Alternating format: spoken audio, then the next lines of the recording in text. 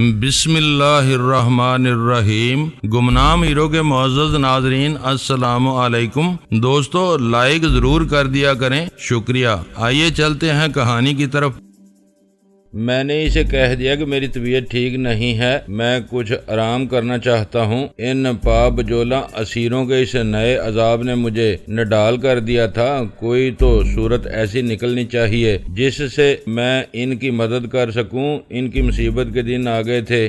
آبی نے تو آج تک جیل نہیں دیکھی تھی، ہمارے ساتھ وہ بھی پس گیا تھا۔ پتہ نہیں اصل حالات کیا تھے۔ راجہ ممتاز سے جو باتیں میں نے سنی تھیں، ان سے میری تسلی نہیں ہو رہی تھی۔ وہ بہت الجھا ہوا تھا، بار بار پیٹی سے لگے پستول پر ہاتھ ڈالتا تھا۔ اسے معلوم ہو چکا تھا کہ میرے پاس بھی پستول موجود ہے۔ وہ میری جیب کی طرف بار بار دیکھتا تھا، مگر اس کی ہمت نہیں ہو رہی تھی کہ وہ اس بارے میں مجھ سے کوئی سوال پوچھتا۔ سوچتا ہوگا کہ وہ آدمی جو اتنی دیدہ دلیری سے سیدھا اس کے گھر پہنچ سکتا ہے تو وہ خالی ہاتھ نہیں ہوگا اور محض گفتگو تک خود کو محدود نہیں رکھے گا۔ دوسرے کمروں سے جو آوازیں مجھے سنائی دے رہی تھی، ان سے پتہ چلتا تھا کہ وہ خاصا قبیلدار آدمی ہے۔ اس کی بیٹیاں اسی وقت اسکول سے واپس آئی تھیں اور کم از کم 4 ضرور تھیں۔ اس کا بیٹا بھی وہی تھا، وہ بھی زیادہ عمر کا نظر نہیں آتا تھا۔ اس کی بیگم کوئی بہت ہی محتاط اور فرما بردار عورت تھی۔ بچوں کو اس نے ایک بار بھی ڈرائنگ روم کی طرف نہیں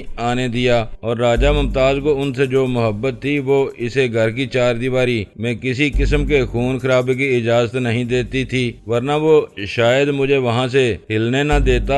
پھر بھی اس نے مجھے بے بس کر دینے کی تمام کوششیں کر ڈالی تھیں۔ اگر میں وہاں سے بھاگ نہ نکلتا تو شاید میں بھی اس وقت جیل میں ہوتا۔ اتنی بات ضرور ہے کہ راجہ ممتاز کوئی بہت ہی محتاط اور ڈرپوک قسم کا آدمی تھا۔ بڑھ کر میرا گریبان نہ پکڑ سکا اور یہ بات میرے لیے اچھی ثابت ہوئی، مگر سوال یہ تھا کہ میں کیا کروں؟ ایسا کون ہوگا جو مجھے ان سے ایک بار ملوا دے، میری ان سے بات کروا دے؟ اپنی رہائی کے لیے ان کے پاس کوئی نہ کوئی تجویز تو ضرور ہوگی۔ مشکل یہ تھی کہ آسیہ اسی جیل میں جا ٹھہری تھی جس کے سپرنٹینڈنٹ کو وہ قتل کر چکی تھی۔ پولیس کو کئی ذرائع سے یہ بات معلوم ہو چکی تھی۔ وہ ڈرائیور بھی ابھی زندہ ہوگا اور اس کا بیان بھی موجود ہوگا جس نے اسے کوٹھی تک پہنچایا تھا۔ وہ آسیہ کی شناخت کر سکتا تھا۔ عین ممکن ہے کہ وہ لوگ تجمل حسین سے مکرم علی گرایا کے قتل کی واردات کا بھی احوال دریافت کر لیں۔ کسی بھی آدمی کا جیل میں پہنچنے کے بعد ارادہ کمزور ہو سکتا ہے۔ اس اسیری نے بڑے بڑوں کے دل دہلا دیے تھے۔ آدمی کا وجود پارا پارا ہو جاتا ہے۔ زنجیریں پاؤں سے لپٹی ہوں تو پھر سارا جسم انہی کو تکتا رہتا ہے۔ میں بڑی دیر تک اس نئی صورتحال پر کڑتا رہا، یہاں تک کہ شام ہو گئی، مگر فرید احمد ابھی تک واپس نہیں آیا۔ پتہ نہیں ایسی کیا بات تھی۔ اس دوران عباد شاہ 2-3 بار میرے کمرے میں آ کر لوٹ گیا۔ وہ سمجھ رہا تھا کہ میں سویا ہوا ہوں۔ آخر تھک ہار کر میں بستر سے اٹھ گیا۔ عین اس وقت باہر صحن میں گاڑی کی آواز سنائی دی۔ میں نے کھڑکی میں سے جھانک کر دیکھا تو معلوم ہوا کہ فرید احمد واپس آ گیا تھا۔ فردوسی کار سے نکل رہا تھا، صحن کی بتی جل رہی تھی۔ عباد شاہ تیزی سے کار کی طرف لپکا، میں بھی باہر نکل آیا۔ فردوسی کامیاب لوٹا تھا، دونوں بریف کیس اس کے ہاتھ میں تھے۔ آپ کو مبارک ہو شاہ صاحب، رقم بالآخر واپس مل گئی ہے۔ وہ مسکرا رہا تھا۔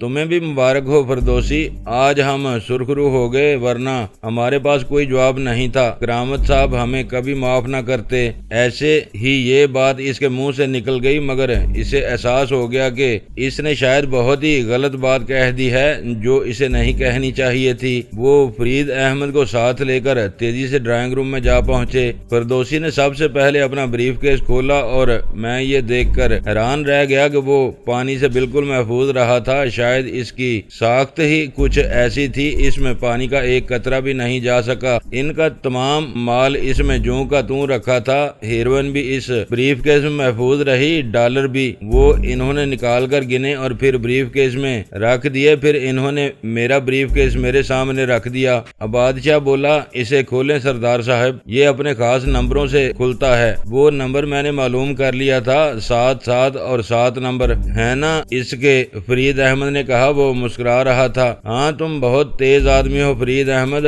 نمبر تو اس کے یہی ہیں۔ میں نے 2 نمبر ملاتے ہوئے کہا۔ بریف کیس کھلا تو میری جان میں جان آئی، اس میں بھی تمام رقم ویسی کی ویسی پڑی تھی۔ فرید احمد نے نوٹوں کی ترتیب شاید بدل دی تھی، وہ انہیں گنتا رہا تھا، ورنہ وہ جیسا تھا ویسا ہی مجھے واپس مل گیا تھا۔ حیرانی کی بات یہ تھی کہ وہ اتنا ہوا بند بریف کیس تھا کہ اس میں بھی پانی داخل نہیں ہو سکا تھا، اور اس بات کا مجھے علم نہیں تھا، ورنہ میں تو سمجھ رہا تھا کہ اس دوران وہ نوٹ گل سڑ گئے ہوں گے۔ فرید احمد بڑی حریصانہ نظروں سے ان نوٹوں کو دیکھ رہا تھا۔ تو پھر کیا خیال ہے فرید احمد، تمہیں 10 لاکھ روپے چاہیے؟ میں نے نوٹ گننے کے بعد کہا۔ وہ پورے ہی تھے، ایک نوٹ بھی ان میں سے ادھر ادھر نہیں ہوا تھا۔ میں کیا کہوں سردار صاحب، یہ میری ضرورت ہے، آگے آپ مالک ہیں، رقم میں نے آپ کو واپس کر دی ہے، فرید احمد نے جھینپتے ہوئے کہا۔ آپ رہنے دیں سردار صاحب، یہ رقم میں دے دیتا ہوں، یہ اس کا انعام ہے، ہم تو ایک پیکٹ بیچ کر اس سے دگنی رقم کما لیں گے۔ کیا خیال ہے فرید احمد، ڈالر لینا پسند کرو گے؟ انہیں میں کہاں سے تڑواتا پھروں گا؟ ٹھیک ہے فردوسی، تم اسے 10 لاکھ روپے تجوری میں سے نکال دو۔ میرا خیال ہے یہ زیادہ بہتر ہوگا کہ 5 لاکھ اسے میں دے دیتا ہوں اور 5 آپ دے دیں۔ چلیں یوں ہی صحیح، آپ کو بھی 80 لاکھ واپس مل رہا ہے۔ جاؤ فردوسی، تم 5 لاکھ اسے اپنی طرف سے لا دو۔ میں نے فرید احمد کے سامنے 5 لاکھ روپے گن کر رکھ دیے۔ اس پر تو شادی مرگ کی سی کیفیت طاری ہونے لگی۔ نوٹ اس نے بڑی محبت سے جولی میں ڈال لیے، اس کی آنکھیں پرتے مسرت سے بہہ نکلی تھیں۔ بولا، میں آپ کا یہ احسان کبھی نہیں بول سکوں گا، حالانکہ اس رقم کا اہل بالکل نہیں ہوں۔ میں نے آپ کو بڑی تکلیف دی ہے، خدا کی قسم میں اس کا اہل نہیں ہوں۔ پتہ نہیں آپ نے میری یہ بات کیسے مان لی ہے۔ اس کے رخسار بھیگنے لگے تھے۔ کبھی کبھی آدمی کو اپنا دشمن بھی عزیز ہونے لگتا ہے۔ اس عرصے میں فردوسی دوسرے کمرے میں جا چکا تھا۔ وہ واپس آیا تو اس کے دونوں ہاتھوں میں 2 لفافے تھے، وہ اس نے عباد شاہ کے سامنے رکھ دیے۔ اس نے لفافوں میں رکھی رقم گن کر فرید احمد کے سامنے رکھ دی۔ وہ بھی بالآخر اس پر مہربان ہو گیا تھا، اور اس کے چہرے پر کسی قسم کی ناگواری کا احساس نہیں ابھر رہا تھا۔ اس نے فراخ دلی سے وہ رقم اس ڈرائیور کو دے دی تھی جس نے ہم سب کو ختم کر دینے کی کوشش کی تھی۔ کسی ایک کو بھی اس نے نہیں چھوڑا تھا۔ اس گھڑی لشکر خان اور فضل باہر برآمدے میں کھڑے تھے۔ میرا خیال ہے وہ دونوں ان سے کوئی صلاح مشورہ نہیں کرتے تھے۔ تمام کام عباد شاہ کے حکم پر ہوئے تھے اور فردوسی اس کا دستے راست بنا ہوا تھا۔ فرید احمد کو رقم مل گئی تو فردوسی نے اسے ایک تھیلا دے دیا تاکہ وہ نوٹ اس میں ڈال لے۔ میرا خیال ہے کہ اب آپ میرے گھر والوں کو میرے ساتھ کر دیں اور مجھے اجازت دیں۔ اجازت تو ہم دے دیں گے، مگر کیا ہم امید رکھیں کہ تم ہمارے بارے میں کسی سے کوئی بات نہیں کرو گے؟ عباد شاہ کے ذہن میں شک کا ناگ ابھر رہا تھا۔ وہ ایک دم بہت سنجیدہ ہو گیا تھا۔ آپ کیسی باتیں کرتے ہیں میرے شاہ صاحب، آپ تو میرے محسن ہیں، میں کیسے کسی کے سامنے آپ کا نام غلط طور پر لے سکتا ہوں؟ یہ نہیں ہو سکتا، کبھی نہیں ہوگا۔ کہیں تو میں اپنا بازو کاٹ کر آپ کے پاس ڈال جاؤں، کوئی بھی ضمانت میں دینے کو تیار ہوں۔ فرید احمد نے ایک دم پریشان ہو کر اپنا بایاں بازو ننگا کر کے میز پر رکھ دیا۔ اسے جہاں سے چاہیں کاٹ لیں، میں اس سے زیادہ اور کچھ نہ کہہ سکوں گا۔ ٹھیک ہے، جاؤ فردوسی، ان لوگوں سے انہیں ملاؤ اور وہیں سے انہیں کار میں بٹھا کر گھر بھیج دو، مگر اس طرح کہ ان سب کی آنکھوں پر پٹی ہونی چاہیے جسے تم ان کے گھر کے قریب پہنچ کر کھول دو گے۔ جی بہت بہتر، میں ان کو صدر کے علاقے میں کسی جگہ اتار دوں گا، آگے یہ خود مالک ہوں گے۔ ٹھیک ہے، اچھا فرید احمد، خدا حافظ، خدا کرے تم پھر کبھی ہمارے راستے میں نہ آؤ۔ اس نے ہاتھ فرید احمد کی طرف بڑھا دیا۔ مجھ سے بھی اس نے بڑے خلوص سے مصافحہ کیا اور فردوسی کے ساتھ کوٹھی کے عقب کی طرف چل دیا۔ وہ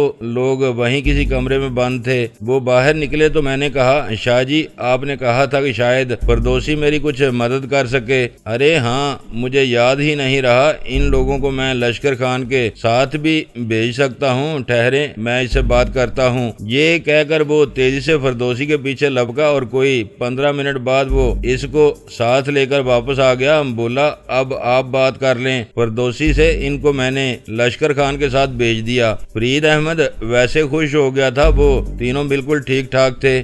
آپ مجھ سے کچھ کہنا چاہتے تھے؟ ویسے شاہ صاحب نے مجھے کچھ بتایا تو ہے، مگر میں بھلا اس سلسلے میں کیا کر سکوں گا؟ میں نے مختصر الفاظ میں آسیہ اور دوسرے لوگوں کے بارے میں اس سے بات کی۔ وہ بڑی توجہ سے میری بات سنتا رہا، پھر بولا یہ تو بہت ٹیڑھی کھیر ہے حضور، کوئی اور جھگڑا ہوتا تو میں شاید کچھ کر سکتا، ان پر تو آپ نے بتایا ہے کہ بہت سنگین الزامات ہیں۔ آپ ٹھیک کہتے ہیں فردوسی بھائی، مگر کوئی دکھ ایسا نہیں ہے جس کا علاج نہ ہو۔ ویسے آپ ان کی رہائی کے لیے یا ان سے ملنے کے لیے کتنی رقم خرچ کر سکتے ہیں؟ اس نے مجھے ٹٹولنے والے انداز میں پوچھا۔ میں خود کو بیچ سکتا ہوں فردوسی، ان کے لیے میں سارے جہان کو آگ لگانے کو تیار ہوں، یہ پوچھو کہ میں کیا نہیں کر سکتا۔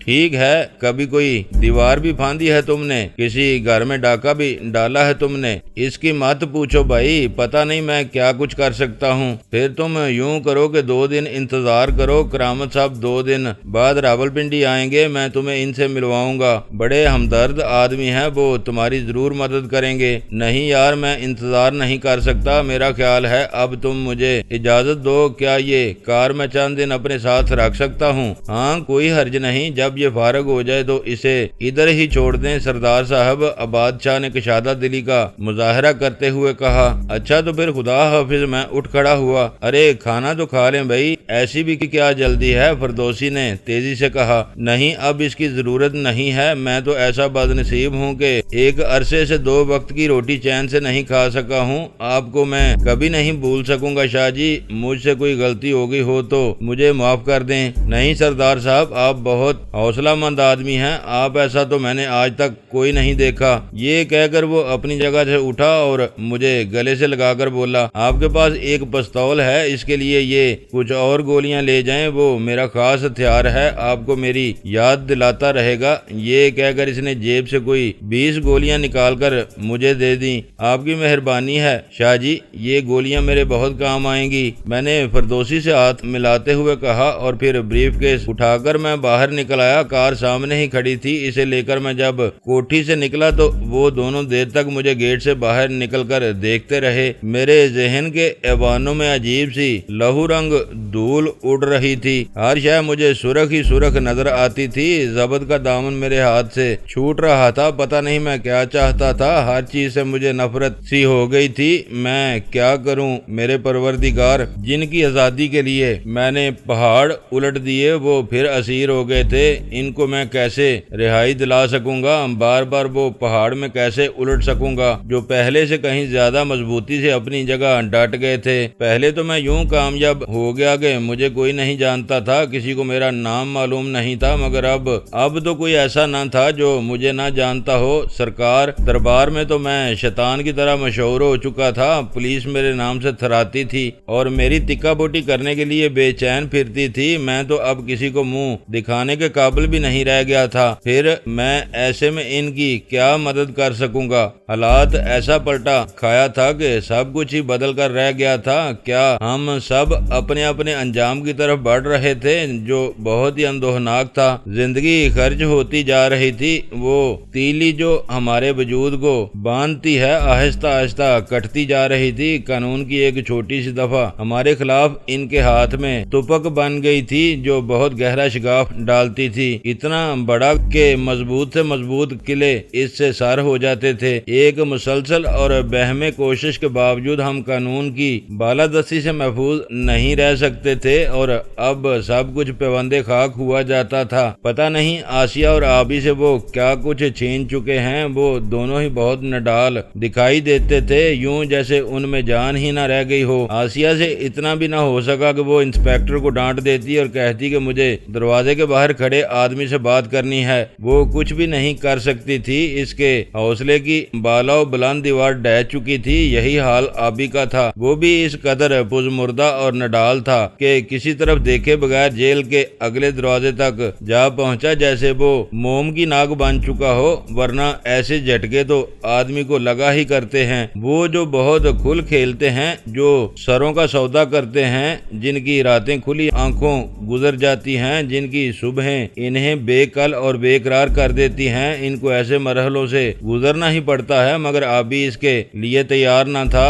وہ سمجھتا تھا کہ میں اس کی ڈال بن جاؤں گا. وہ میرے عقب میں رہنا زیادہ بہتر سمجھتا تھا, حالانکہ اسے معلوم ہونا چاہیے تھا کہ آدمی کا میمنہ میسرا محفوظ بھی ہو تو بھی غنیم اس کے عقب سے حملہ آور ہو سکتا ہے. مگر اس راز کو وہ سمجھ ہی نہ سکا. اب وہ زنجیریں پہن کر جیل جا بیٹھا تھا اور میں پھولوں کی چادر لیے اس کے مزار کو تلاش کر رہا تھا. مگر میں اس تک کیسے پہنچ سکتا تھا؟ سارے ہی راستے بند نظر آتے تھے. اسے پھولوں نے بے ہوش کر دیا تھا. وہ آسیہ کے بہت قریب رہنا چاہتا تھا, اسی لیے اس روز میرے ساتھ لاہور نہیں گیا, ورنہ شاید وہ بچ جاتا. مگر اب وہ جس دیوار کے زیر سایہ جا لیٹا تھا, وہ جب گرتی ہے تو پھر گری جاتی ہے, یہ نہیں دیکھتی کہ وہ کس کے اوپر گر رہی ہے. کار کو میں بگاتا ہوا بے سوچے سمجھے آگے نکل رہا تھا. میری سمجھ میں کچھ نہیں آ رہا تھا کہ میں سانپ کے اس فن پر کیسا جال ڈالوں کہ اسے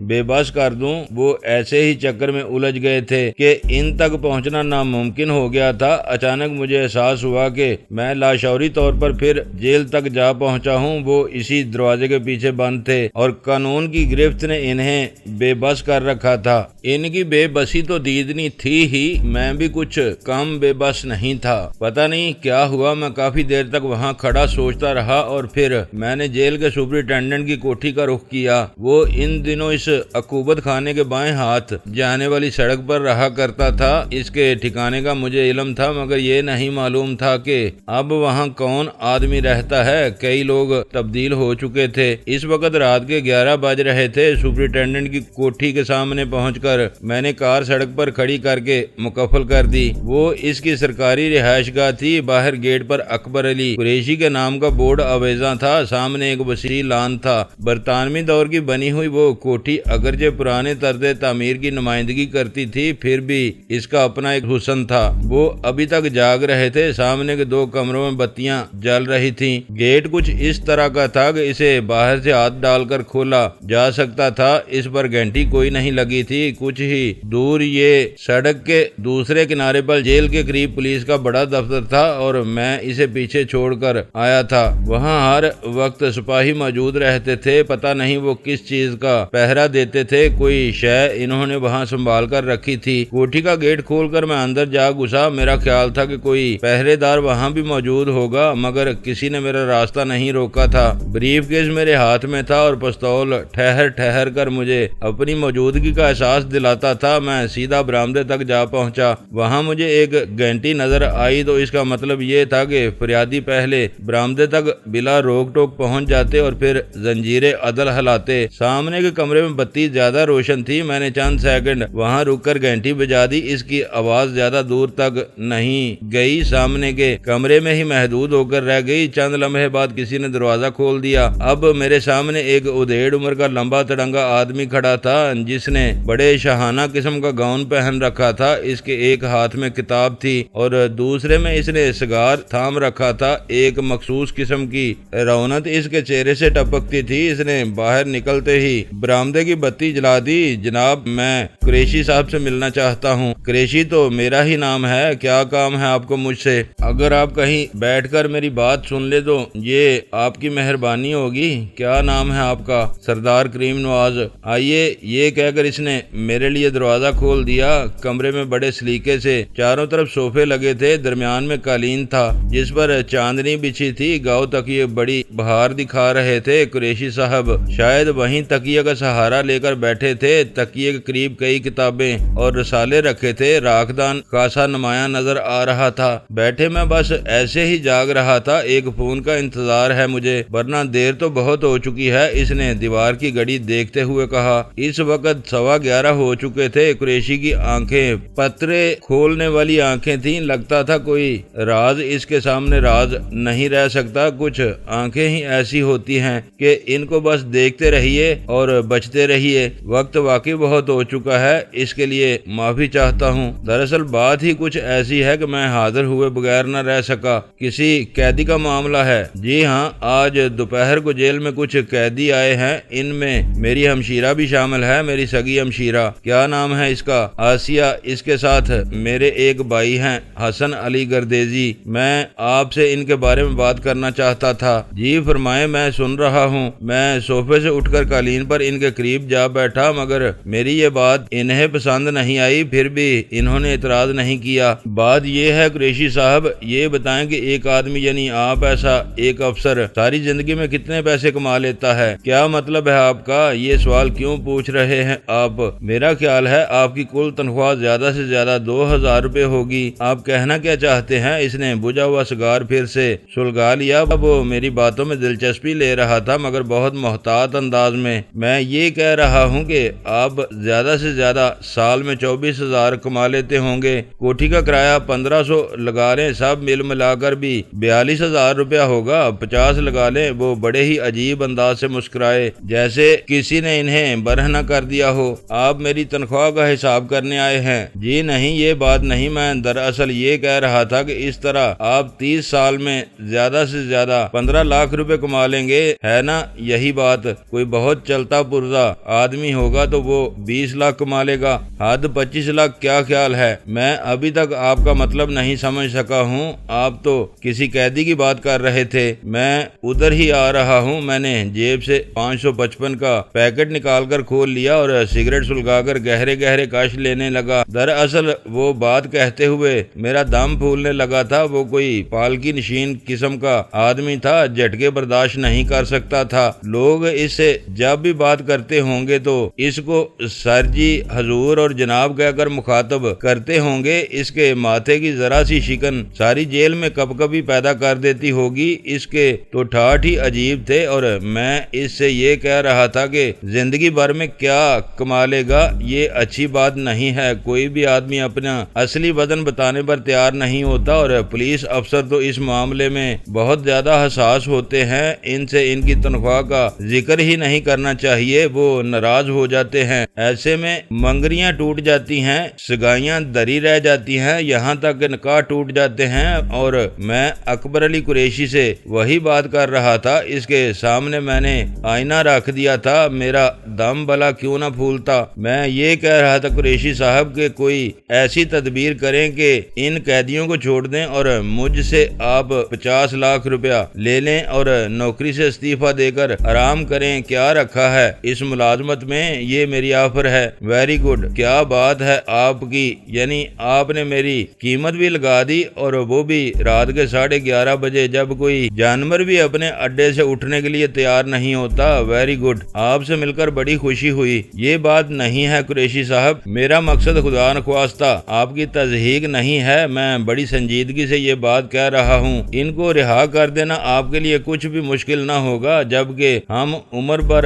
آپ کو دعا دیتے رہیں گے۔ یہ نہیں ہو سکتا، ناممکن۔ کیا نام بتایا ہے آپ نے اپنا؟ سردار کریم نواز۔ آپ واقعی سردار معلوم ہوتے ہیں۔ آپ کے ضرور 12 بج گئے ہیں یا بجنے کو ہیں۔ میں جیل کا سپرنٹینڈنٹ ہوں، اس شہر کا محافظ۔ سارے شہر کا گند، مال اور کچرا میرے پاس جمع ہوتا ہے تاکہ شہر کے لوگ اس سے محفوظ رہیں، کیونکہ وہ کچرا سارے معاشرے کو خراب کر دیتا ہے۔ میں یہ کام اپنا فرض سمجھ کر کرتا ہوں۔ صرف تنخواہ تو کوئی چیز نہیں ہے، میں اسے اپنا فرض منصبی سمجھ کر ادا کرتا ہوں، جس کی کوئی قیمت نہیں ہے۔ آپ برائے کرم مجھے تنہا چھوڑ دیں، ایسا نہ ہو کہ مجھے آپ کے خلاف کوئی کارروائی کرنا پڑے۔ آپ ایک جرم کے مرتکب ہو رہے ہیں۔ یہ کہہ کر وہ بڑے غضبناک انداز سے اپنی جگہ سے اٹھ گیا۔ اسے تیش کچھ زیادہ ہی آ گیا تھا۔ بجھتا ہوا سگار اس نے راکھ دان میں ڈال دیا اور میز پر سے سگریٹ اٹھا کر سلگانے لگا۔ وہ اس وقت ٹیلی فون کے قریب جا پہنچا تھا۔ میں ڈرا کہ وہ کہیں پولیس کو اطلاع نہ دے دے۔ صرف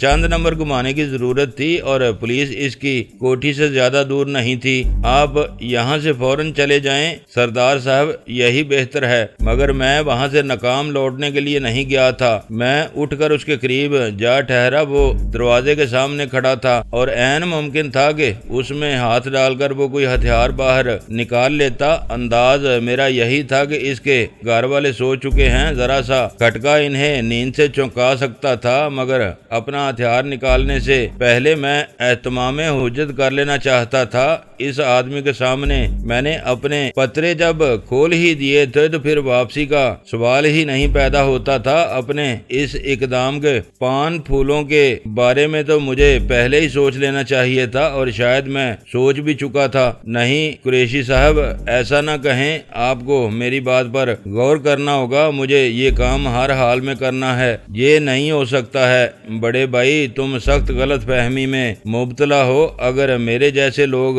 मुजरिमों को रिहा करने लगे तो फिर क्या जरूरत है इन कचहरियों की, इन अदालतों की, इस कानून की। तुम्हें अंदाजा ही नहीं है कि तुम क्या कह रहे हो। बेहतर है तुम फौरन यहाँ से निकल जाओ, वरना मैं पुलिस को बुलवा लूंगा। ये बात मेरे लिए नाकाबिले बर्दाश्त हो गई है। उसका लहजा अब खासा दुरुस्त हो गया था और मेरे पास इसे राम करने की कोई तदबीर नहीं थी। ये देखें कुरैशी साहब, मैंने रकम साथ लाया हूँ। बखुदा मैं संजीदगी से बात कर रहा हूँ। मैंने इसकी हर हरकत पर निगाह रखते हुए ब्रीफ केस इसके सामने खोलकर मेज पर रख दिया। मेरा दायां हाथ पिस्तौल के बहुत करीब हो गया था। ऐसी ही हालत इसकी भी थी। इसका दायां हाथ इस दराज पर था जिसमें इसने शायद कोई आतिशी असला छुपा रखा था, मगर अभी तक वो कोई फैसला नहीं कर सका था कि इसे क्या करना चाहिए। आया पुलिस को बुलाना बेहतर होगा कि इसे खुद इस बात का फैसला कर लेना चाहिए। दोनों बातें इसके जहन में उलट पुलट हो रही थीं। इसने एक नजर नोटों पर डाली और बोला, ये कितने रुपए हैं? ये